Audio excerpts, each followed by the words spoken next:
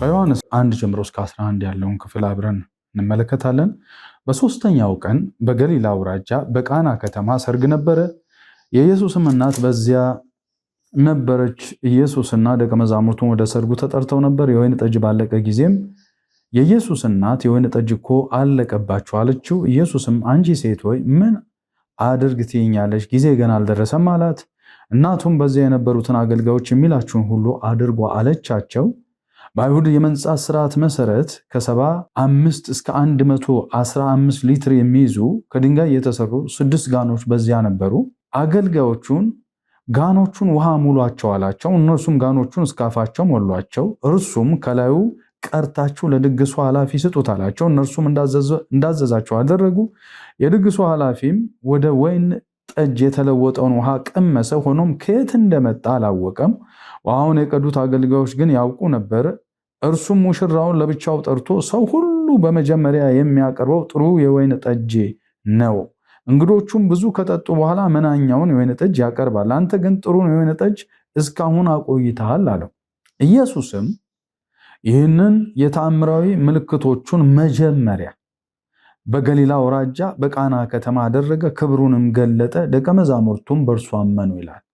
በዚህ ስፍራ ላይ ምልክቶቹን ወይም ተአምራዊ ምልክቶቹን አደረገ። ይህም የመጀመሪያው ተአምራዊ ምልክት ነው ይላል። ምን ማለት ነው? ይህንን ከነገረ መለኮታዊ እይታ አኳያ እስቲ አብረን እንመልከተው። በመጀመሪያ ደረጃ ዳራውን እንመልከት፣ ታሪካዊ ዳራውን እንመልከት። በአይሁድ እምነት ስነ ጽሁፎች ውስጥ የሰርግ ድግስ ወይም ዌዲንግ ባንኩዌት የምንለው ነገረ መለኮታዊ ትርጉም አለው ምን ጊዜም። ከዚህ የተነሳ መሲሁ የታደመበት ይህ የሰርግ ድግስ መሲሁ መምጣቱንና ድግሱም የመሲሁ የሰርግ ድግስ መሲያኒክ ባንኩዌት መጀመሩን ያበስራል። ይህ በጣም አስገራሚ ነው። ይህ የመጀመሪያው ኢየሱስ ተአምራዊ ምልክት ያደረገበት የሰርግ ድግስ የራሱ የሰርግ ድግስ መጀመሪያን ያሳያል። ይህ ብቻ አይደለም። ስለዚህ ኢየሱስ በዚህ ሰርግ ላይ በመጀመሪያ ክብሩን መግለጡ ተገቢ ነው። ምክንያቱም የሰርግ ድግሱ መሲያኒክ ባንኩዌት ነውና። የአይሁድ እምነት የመንጻት ዕቃዎች ፒውሪፊኬሽን ቬዝልስ የምንላቸው አሁን በአዲስ ነገሮች እየተሞሉ ነው። ይታወቃል። መሲሁ የመጣው እነዛ ፒውሪፊኬሽን ቬዝልስ ወይም የመንጻት ዕቃዎችን በሌላ በአዲስ የመንጻት ወይም የማንጽያ ማንነቶች ወይም የማንጽያ ነገሮች መሙላት የሚያመለክት ነው። ወይም በሌላ ቋንቋ ቀደም ሲል የቀረበው ሃይማኖታዊ ወይን አልቆ በኢየሱስ አዲስ ወይን እየተተካ ነው እና አንተስ መልካሙን የወይን ጠጅ እስካሁን አቆይተሃል፣ ከዚህ ቀደም የነበረው የወይን ጠጅ መናኛ ነው ይለዋል። እና ይሄ ሃይማኖታዊ ስርዓቱ ሃይማኖታዊ ነገሩ መናኛ የነበረ የሃይማኖት አሁን በመሲሁ ባንኩዌት ወይም ይሄ በመሲሁ የሰርግ ድግስ በአዲሱ የሰርግ ድግስ ጅማሬ አዲስ የወይን ጠጅ ወይም መልካሙ የወይን ጠጅ አሁን መሞላት ጀምረዋል እያለን ነው። ይሄ ባክግራውንዱ ነው። እዚህ ቦታ ላይ እንዳልኳቸው በዋናነት አሁን የምንመለከተው የተአምራዊ ምልክቶቹን ሚስጥር ነው። ቴዎሎጂካል ወይም ነገረ መለኮታዊ ትርጓሜ ፍቺ ነው። ዮሐንስ የቃናውን ሰርግ በተመለከተ ማጠቃለያ ሲሰጥ ተአምር የምትለዋን ቃል ወይም ዱናሚስ በሚለው ሌሎች ወንጌሎች በተመሳሳይ የተጠቀሙበትን ቃል አይደለም የተጠቀመው። እዚህ ቦታ ላይ የተጠቀመው የኢየሱስን የኃይል ስራዎች ለመግለጽ የተጠቀመው ምልክት ወይም ሲሚዮን የሚለውን የግሪክ ቃል ነው።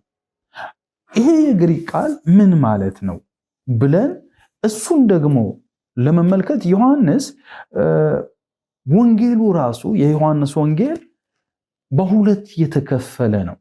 መቅድሙ እንዳለ ይሆንና ከ2:1 ጀምሮ እስከ 12:50 ድረስ በሊቃውንት ወይም በመጽሐፍ ቅዱስ አዋቂዎች ይህ ክፍል የምልክቶች መጽሐፍ በመባል ነው የሚታወቀው። the book of science ይባላል።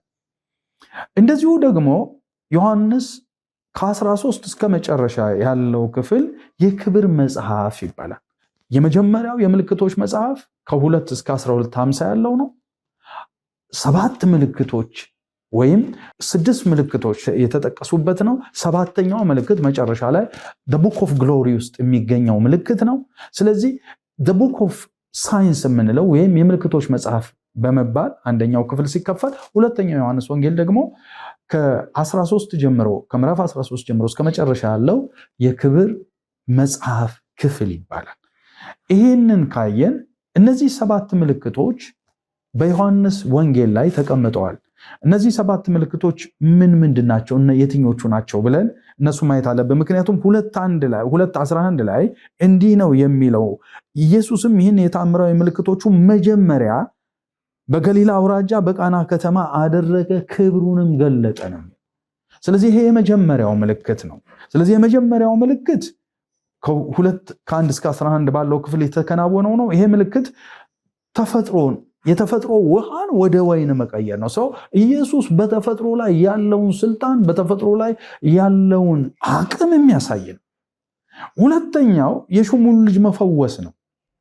ይሄ ምዕራፍ 4 ከ43 እስከ 54 ያለው ክፍል ነው። ይሄ ቦታ ስፍራ እሱን እንደማይዘው የሚያሳይ ነው። ምክንያቱም ቃልን ላክ ልጄ ይፈወሳል ነው ያለው እና ቃሉን ላከ። ኤግዛክትሊ ኢየሱስ በተናገረበት በዛን ሰዓት ካፉ ቃሉ በወጣበት በዚያ ሰዓት ልጁ ተፈወሰ። ስለዚህ ሁለተኛው ምልክት ይሄ ነው። ሶስተኛው 38 ዓመት የፈጀ ወይም 38 ዓመት ሙሉ የተኛን ሽባ ያስነሳበት ነው። ይሄ ደግሞ ኢየሱስ በኃጢአት ላይ ያለውን ድል፣ በኃጢአት ኮንሲኩዌንስ፣ በኃጢአት ውጤት ላይ ያለውን ጉልበት የሚያሳይ ነው። ይሄ ዮሐንስ ወንጌል ምዕራፍ 5 ከ1 እስከ 18 እናገኘዋለን። አራተኛው 5000 ሕዝብ የመገበበት የምልክት ክፍል ነው።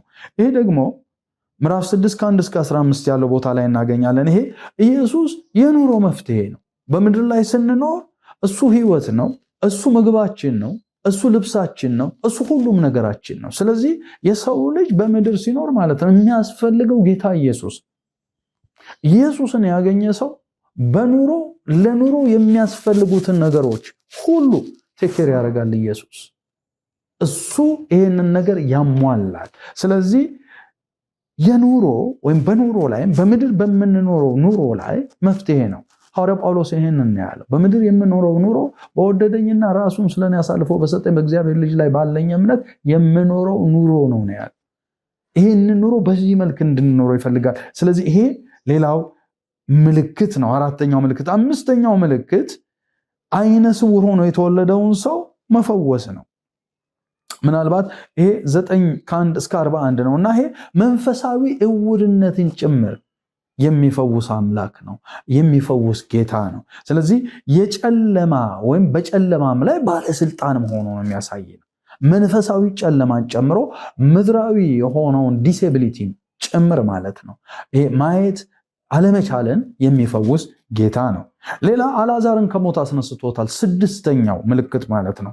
ይሄ 11 ከ1 እስከ 57 ያለው ክፍል ነው። አልዓዛርን ከሞት ባስነሳው ጊዜ አልዓዛር ተመልሶ እንደሚሞት እናውቃለን። ተመልሶም ሞቷል።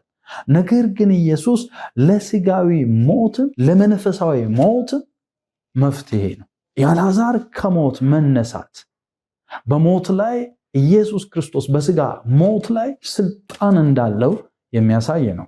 7ና የመጨረሻውና the ultimate sign የሚባለው የመጨረሻው ምልክት በጣም ታላቁ ምልክት የኢየሱስ ክርስቶስ መስቀል። ምክንያቱም በመስቀሉ ነው ወደ ትንሣኤ የተሻገር ነው። ስለዚህ እነዚህ 7 ምልክቶች ተመርጠው ነው የገቡት። እነዚህ 7 ምልክቶች ነው በዮሐንስ ወንጌል ውስጥ በምልክትነት ደረጃ የተቀመጡት። አሁን ወደ ምልክትን ሚስጥሮች ውስጥ እስቲ እንግባ። ዮሐንስ እነዚህን ክስተቶች ምልክት ወይም ሲሜዮን በሚባል ቃል ይገልጻቸዋል። ባሬት የተባለ የነገረ መለኮት ሊቅ፣ ታዋቂ የነገረ መለኮት ሊቅ ይህ በወንጌል ውስጥ ካሉት እጅግ በጣም አስፈላጊ ቃላት አንዱ ነው ይላል። ልክ ዮሐንስ ቃልን ለመግለጽ ሎጎስ የሚባለውን ቃል እንደተጠቀመው በመጀመሪያ ቃል ነበር፣ ቃልም በእግዚአብሔር ዘንድ ነበር፣ ቃልም እግዚአብሔር ነበር ብሎ ሎጎስን ቃልን ወክሎ እንዲጠቀም እንዳደረገው ያንን ቃል በግሪክ ይሄ ሲሜዮን የሚባለው ቃል ጥልቅ የሆነ መጽሐፍ ቅዱሳዊ ትርጓሜን ለመግለጽ ተጠቅሞበታል ይላል። ይህ ቃል በጥንታዊ ግሪካውያን የሚያመለክተው የመለያ ምልክት ነው። የመለያ ምልክት ማለት መንገድ ላይ ስንሄድ የመንገድ መለያ ምልክቶች ነው። እነዚህ ምልክቶች በየቦታው ያሉ እነዚህ 7 ምልክቶች ኢየሱስ ትክክለኛው መንገድ፣ ትክክለኛው ወደ ሰማይ መሄጃ መንገድ፣ ትክክለኛው ወደ ዘላለም ሕይወት መሄጃ መንገድ፣ ትክክለኛው ወደ እግዚአብሔር መድረሻ መንገድ መሆኑን የሚያሳዩ ምልክቶች ናቸው በሚል ሂሳብ ወይም ሐሳብ እንያዘው። በብሉይ ኪዳን 70 ሊቃናት ትርጉም ደግሞ ቃሉ የሚያያዘው ከትንቢታዊ እንቅስቃሴ ፍጻሜ ጋር ነው። የተነገሩ ትንቢቶች ሲፈጸሙ ወይም የነዛ ትንቢቶች መፈጸም ምልክት ነው ለሆነ ነገር የሆነ ማንነት ለማሳየት። እነዚህ ምልክቶች ይሄንን የሚያሳዩ ናቸው ነው። በዮሐንስ ውስጥ የተገለጹት ተአምራት ብዙውን ጊዜ የኢየሱስ ስራዎች ወይም ኤርጋ ተብለው ነው የሚገለጹት በግሪክ ማለት ነው። ለምሳሌ 5:36 ላይ፣ 9:1 ላይ፣ 10:32 ላይ፣ 14:10 ላይ በዚህ መልክ ነው የተገለጡት። 5:36 እኔ ግን ከዮሐንስ ምስክር የሚበልጥ ምስክር አለኝ፣ አብ ልፈጽመው የሰጠኝ ስራ ወይም ኤርጋ፣ ይህ የማደርገው ስራ አብ እንደላከኝ ስለ እኔ ይመሰክራል ይላል። ስለዚህ በዮሐንስ ወንጌል ውስጥ ሌላም ቃል አለ ኤርጋ የሚባል በግሪክ የሱን ስራ ተአምራቱን የሚገልጽ ነገር ግን እነዚህ ሲሚዮን የተባለው ቃል የመንገድ ላይ ምልክት መንገድ እንዳንስት እንድንጠነቀቅ የሚያደርጉን ምልክቶች ናቸው። ዮሐንስ በተመሳሳይ ወንጌላት ውስጥ ጥቅም ላይ የዋለውን ተአምር ወይም ዳይናሚስ ወይም ዱናሚስ የምንለውን የግሪክ ቃል በማለፍ እሱን አልተጠቀምም። የተጠቀመው ምልክት ወይም ሲሚዮን የሚለውን ቃል ለመጠቀም መምረጡ ምንን ያሳያል የሚለውን ነገር መጠየቅ ይገባናል። ስለዚህ ይሄ የኢየሱስን መሲያዊ ማንነት ለማመላከት እንደ ሳይን ፖስት እንደ መንገድ ላይ ምልክት እየተከተልነው ያለው ጌታ በእውነት ፍጻሜያችንን የሚያሳምር በእውነት ለፍጻሜ የሚያበቃ ጌታ እንደሆነ እሱ እንድናውቅ ያደርገናል። 7ቱም ምልክቶች ይሄንን በሲኩዌንስ በቅደም ተከተል የሚያሳዩ ናቸው። እንደ መንገድ ላይ ጠቋሚ ምልክት በመሆን የኢየሱስን ኃያል ስራዎች፣ ምልክቶች ትክክለኛ ዓላማ ዮሐንስ ለማሳየት ይሞክራል። በወንጌሉ ላይ ምልክቶቹ የኢየሱስ መሲያዊ ተልእኮ ዋና አካል ናቸው። በነገራችን ላይ ኢየሱስ ያደረጋቸው ተአምራት፣ ድንቆች፣ ምልክቶች ሁሉ እነዚህ በቀጥታ ወደሱ የሚጠቁሙ ናቸው። ተአምራትን የማድረግ ችሎታን በተመለከተ ለዕብራውያን ተአምራት ማድረግ አዲስ ነገር አይደለም። ሙሴ ያደረጋቸውን ተአምራት እናውቃለን። ኤልያስ ያደረጋቸውን ተአምራት እናውቃለን።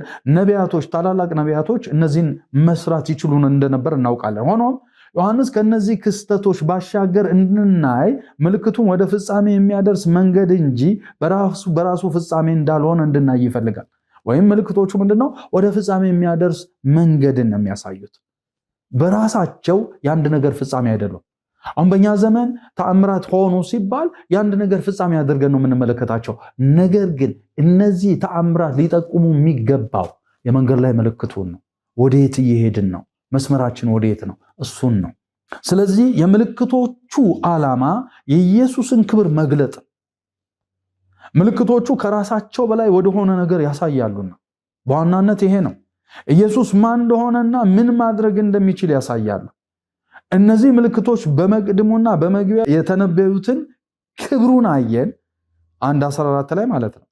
በአባቱ ዘንድ ያለውን ክብር አየን የሚለው እንዲሁም ደግሞ ሰማይ ሲከፈት ታያላችሁ ብሎ ጌታ ኢየሱስ ለናትናኤል የተናገረውን 1:51 ላይ እነዛን ሐሳቦች የሚገልጹ ናቸው።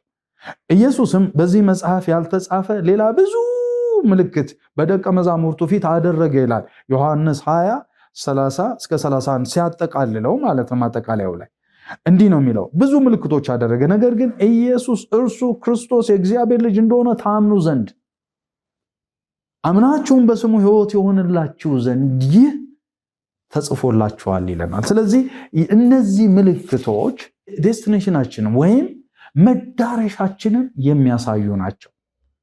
ተአምራቶች ኢየሱስ ያደረጋቸው በምልክት መልክ በዮሐንስ ወንጌል ውስጥ ሲጠቀሱ የሚያሳዩት ትክክለኛው መንገድ ላይ እንዳለንና እሱ እውነተኛ መሲህ እንደሆነ እሱም ተረክቦ ለአብ እንደሚያስረክበን ይዞን እስከ መጨረሻው ዘመን እስከ ሕይወታችን ፍጻሜ ብቻ እስከ ዘላለም እረኛችን ሆኖ መጨረሻ ግብ ላይ እንደሚያደርሰን የሚያሳዩ ናቸው።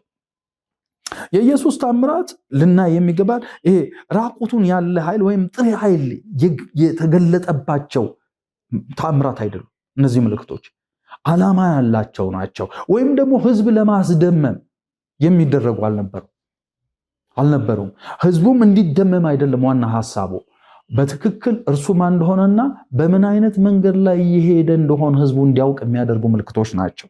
ስለዚህ ህዝቡ ለማስደመም የታለሙ ድርጊቶችም አይደሉም። ነገር ግን ከራሳቸው እውነታ ባሻገር የሚያመላክቱት ጉልህና የጠለቀ እውነታ ማመላከቻ ጠቋሚዎች ተደርገው መታሰብ አለባቸው። ስለዚህ እነዚህ ምልክቶች ዋና ዓላማቸው ይሄ ነው።